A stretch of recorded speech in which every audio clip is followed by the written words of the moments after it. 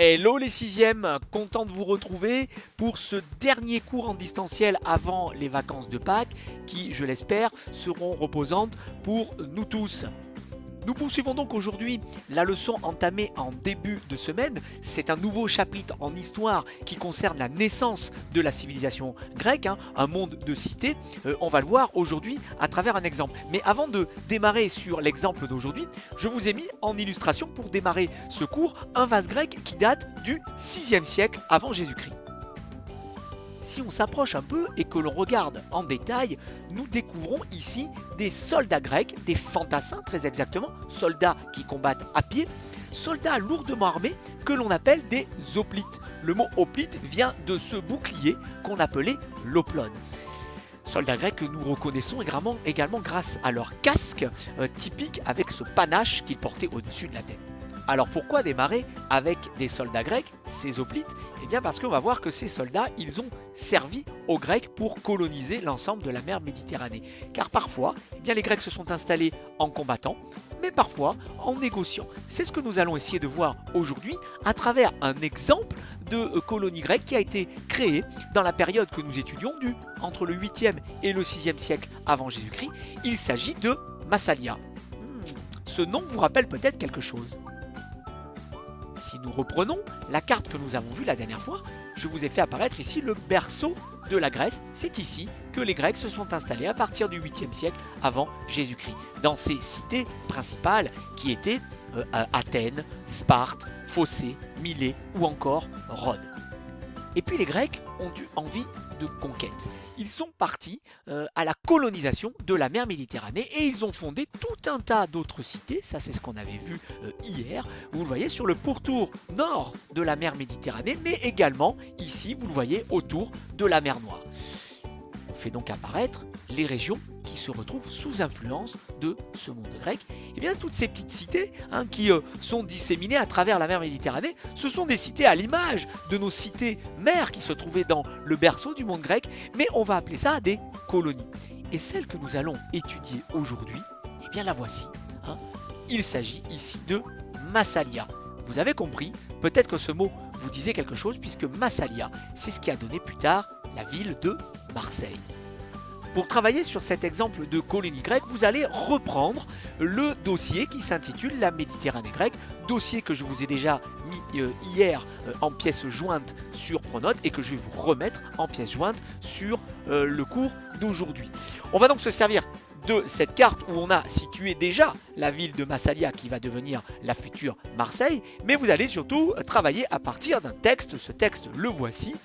C'est un récit légendaire qui raconte comment des Grecs venus d'une cité, je ne dis pas laquelle, puisque vous aurez à répondre à un certain nombre de questions, et bien comment ces Grecs se sont installés dans un endroit où au départ il n'y avait pas grand-chose, si ce n'est quelques tribus gauloises, dont certaines s'appelaient les Ségobriges. Ici, vous avez, n'oubliez pas, quand vous avez un petit numéro, il faudra regarder la signification en bas. Bref, ce texte, vous devrez l'identifier, vous le lirez attentivement et vous avez ici un récit de la légende de la fondation de Marseille. Légende qui rejoint quand même la réalité puisque les archéologues ont retrouvé des traces qui correspondent aux dates qui figuraient déjà dans cette légende.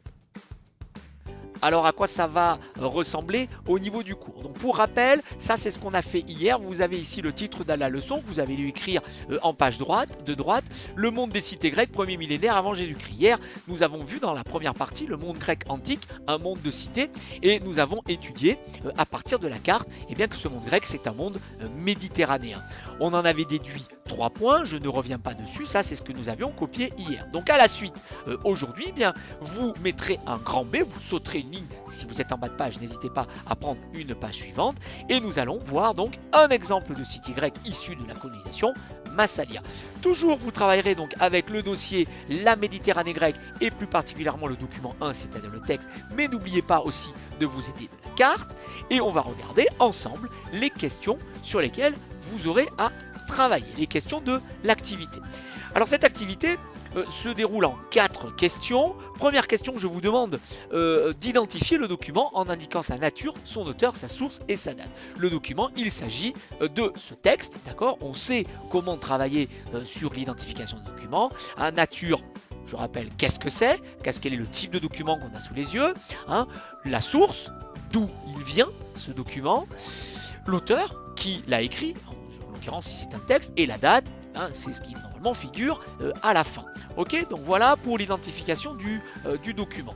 Si je reprends le questionnaire, question 2, d'où viennent les Grecs qui ont fondé la cité de Massalia? Aidez-vous de la carte. Donc là, en lisant le texte, eh bien, vous retrouverez certains noms de cités qui pourront vous aider à répondre à cette question. Question 3.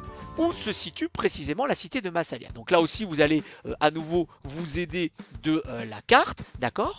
Mais vous aurez également comme précision dans le texte, eh bien, le site sur lequel sont arrivés les Grecs qui se sont installés dans la future cité de Massalia.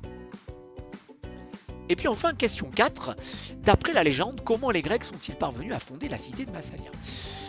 Là, je vais faire appel à votre capacité de rédaction. Vous allez me rédiger quelques petites phrases pour me raconter tout simplement comment s'est déroulée cette colonisation de Massalia. Alors je vous ai mis un petit coup de pouce ici.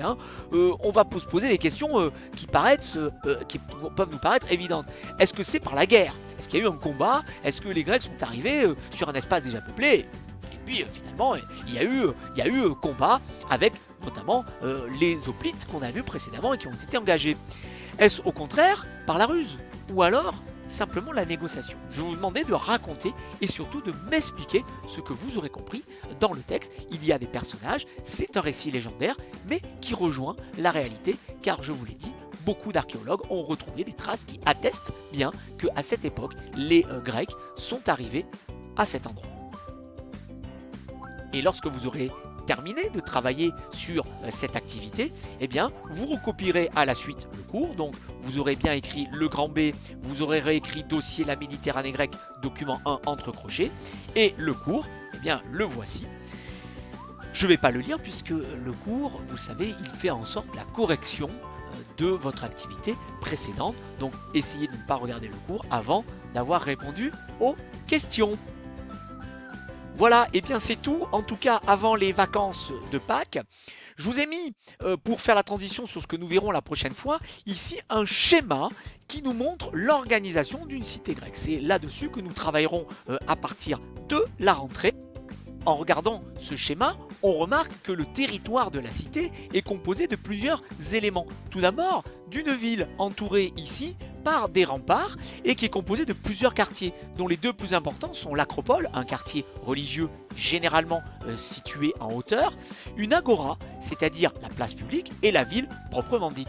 Et autour de cette ville fortifiée par des remparts, par des murailles, on va trouver tout un territoire formé de campagnes avec des champs, avec des bois, avec des forêts, car il ne faut pas oublier que les habitants de la ville, ils ont besoin d'être nourris par les habitants de la campagne. Donc finalement, ça nous rappelle un petit quelque chose qu'on a vu, à savoir les cités-États de Mésopotamie. Eh bien, les cités grecques, on est encore dans l'Antiquité, elles sont construites sur ce même modèle. À noter également un petit détail, mais qui a son importance, la plupart des cités grecques sont situées au bord de la mer. Les Grecs, c'est un peuple de marins, d'accord? On le voit avec la cité de Massalia et on le verra avec la plupart des cités grecques. Mais il y a des exceptions.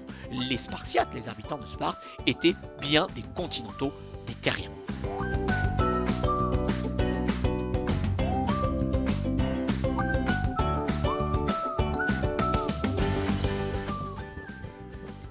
Mais vous êtes encore là? Attendez-moi, je suis parti, regardez ce magnifique paysage, c'est les vacances, hein. Allez, maintenant c'est les vacances. Bon, on prend les lunettes de soleil, voilà, un bon jus de fruits frais, on s'installe, tranquille comme diraient les jeunes de Marseille. Bon, ils prennent un pastaga, non, vous êtes trop jeune pour ça, hein. Le jus de fruits, voilà, on s'installe, et je vous souhaite cette fois de bonnes vacances, hein. Salut. Oh